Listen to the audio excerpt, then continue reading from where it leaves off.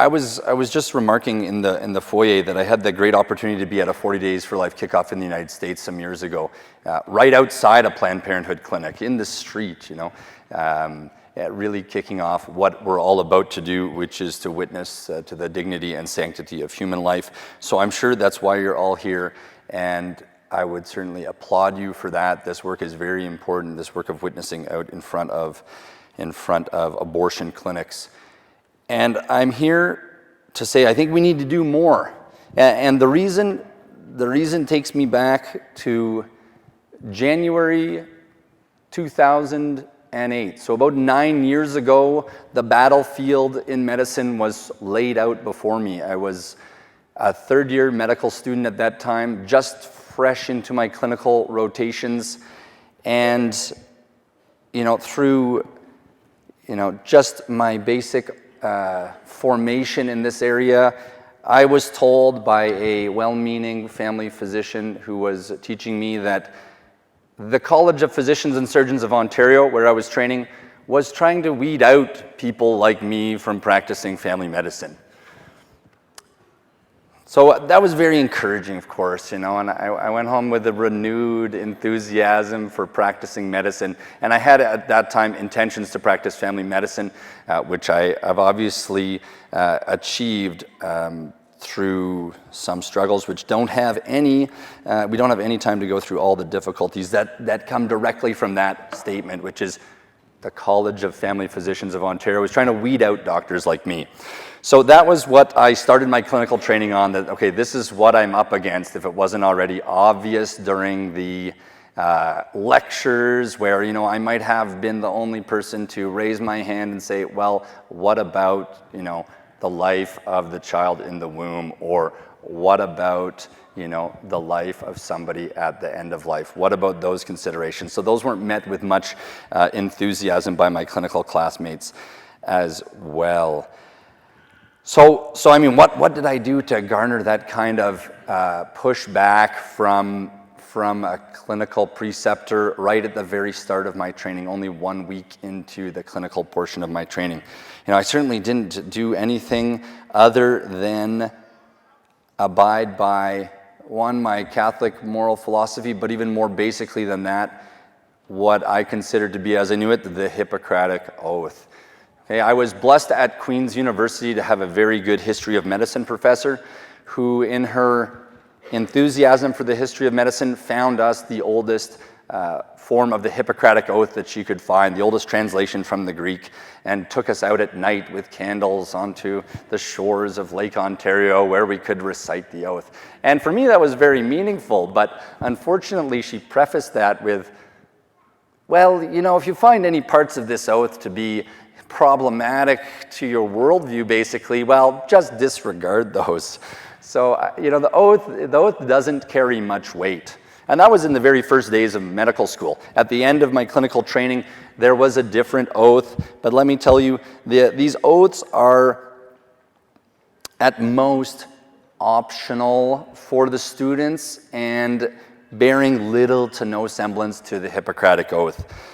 And, in our context, I'm not going to read the whole Hippocratic Oath, but we all might get this sense from the basic phrase, do no harm, and that physicians would abide by that. Now, nowhere in the oath does it use those words in combination, do no harm, but as a summary, it's really quite good. But in our context, when we're talking about 40 Days for Life, when we're talking about protecting life inside the womb, it's very clear, and it says this, it says, I will neither give a deadly drug to anybody if asked for it, nor will I make suggestion to this effect. Similarly, I will not give a woman an abortive remedy. And that's from 2,400 years ago. And medicine was, in a sense, founded on this principle that physicians are healers and not killers.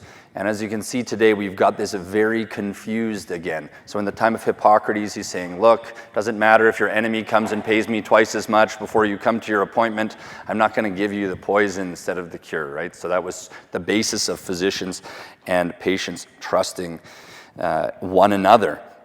Now, the University of Ottawa, on their page, you look up Hippocratic Oath. What happens in Canada here? We see this statement. We see the University of Ottawa saying, other views found in the Hippocratic Oath, such as those on abortion and surgical practice, are not consistent with the beliefs of modern Western secular societies. And given the complexity of medicine in the 21st century, surely an ancient oath cannot possibly encompass current values. Therefore, the significance of the Hippocratic Oath doesn't reside in its specific guidelines, but just really a symbolism of an ideal that we are going to be selfless and dedicated to the preservation of human life. So interestingly, at one hand, it says we're going to be selfless and dedicate ourselves to the preservation of human life. And then on the other hand, it's saying, well, except for all that killing that we're going to be doing through abortion, it kind of glosses over that, like this is somehow out of the context of current Western values. And I would say that we really need to let these institutions know that they're out of touch with what it really means to be involved in the practice of medicine and the preservation of human life. McMaster University goes on to say, while the original oath was taken as a binding covenant, to many physicians the oath is now just a nod to tradition and devoid of any influence on them in modern medical practice. So this is the kind of language that's used to preface the oath today. So you're really getting an entire culture in medicine where there are no foundational principles for ethics, unfortunately. So what are we to do? Memorial University, interestingly, recites what is called the Declaration of Geneva. And as my colleague was stating in his remarks related to the United Nations, this Declaration of Geneva came out after World War II as a response to the atrocities that were committed by the Nazi regime. So surely those comments that, well, we have an antiquated oath, we can't take it seriously, should be dissolved through this Declaration of Geneva. And this states even more specifically about the protection of human life. And I quote, I will maintain the utmost respect for human life from the time of conception, and even under threat, I will not use my medical knowledge contrary to the laws of humanity. I make these promises solemnly, freely, and upon my honor. So for my adherence as a young physician ideologically to these principles, I was told that I was going to be weeded out from family medicine. And even still, more subspecialties than that. Not just family medicine. Certainly the college wouldn't want to see me in obstetrics or pediatrics or neonatology or palliative care or a number of things, So to have myself limited by solely adhering to both ancient and modern oaths on the foundation of medical ethics, I just found that to be a pretty discouraging point to be in. Now, how did we get here? What was it about me that brought this attention on me, and why didn't I have more respectful physician teachers available to me? And I think that it's really because of the silence overall in the medical community about the departure from the foundations of medical ethics. So in the generations preceding me, we've had physicians say, well, I'm just going to keep my head down and not stir the pot too much, not say anything about abortion, not be public about the fact that I don't prescribe contraceptives, and just get through my training and go off on my merry way. And that left a lot of physicians in positions of power that were emboldened to try to say things that they were going to weed physicians out like me. So I'd like to challenge all of you out here, maybe not as physicians, but as patients. If you're well-formed in the culture of life, make sure that when your physician says something that's deeply offensive to your genuinely and justly held beliefs on the dignity of sanctity of human life, challenge them on that. I hear many, many anecdotes of contraception and abortion being pushed on patients, doctors badgering them and giving them just so many difficulties.